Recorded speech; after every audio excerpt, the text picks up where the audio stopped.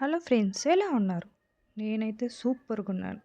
So ఇవాళ అయితే నేను మెంతాకు పప్పు చేద్దామని డిసైడ్ అయిపోయాను. సో లేచిన వెంటనే గార్డెన్కి వెళ్ళిపోయి మెంతాకు కట్ చేసేసుకొని ఒక ప్లేట్లో తీసేసుకునేసినాను.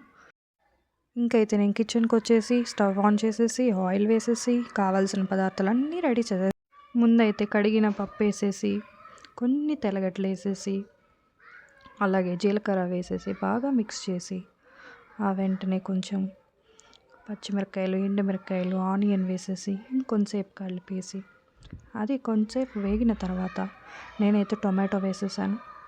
టొమాటోను కొంచెంసేపు అయ్యాక మెంతాకు కూడా వేసేసి బాగా మిక్స్ చేసి చింతపండు కూడా వేసి మిక్స్ చేసి కొద్దిగా నేను ఇంకా పసుపు వేసేసి బాగా మిక్స్ చేసాను. తగినంత సాల్ట్ కూడా వేసేసుకొని బాగా మిక్స్ చేసి వాటర్ కావాల్సినన్ని పోసుకొని బాగా మిక్స్ చేసి ఇంకా విజిల్ పెట్టేశాను. సో మీలో ఎవరైనా ఫస్ట్ టైం నా ఛానల్ చూస్తుంటే కనుక ప్లీజ్ సబ్స్క్రైబ్ చేయండి. అండ్ మనకి ఒక 5 విజిల్స్ అయితే వచ్చేసాయి.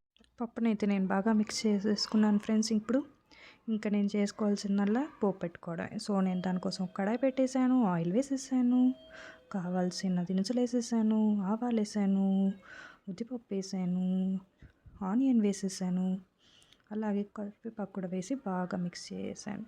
సో లైట్గా రోస్ట్ చేసుకున్నాక మనం కొంచెం ఇంగు కూడా యాడ్ చేసుకొని బాగా ఫ్రై అయినాక మనం ఆల్రెడీ మిక్స్ చేసుకున్న పప్పుని అండ్ అలాగే కావాల్సిన వాళ్ళు తగినంత సాల్ట్ కూడా వేసుకొని ఆ పప్పునైతే మనం ఇంకా పోసుకోవటమే. సో అంతే, మన పప్పు రెడీ.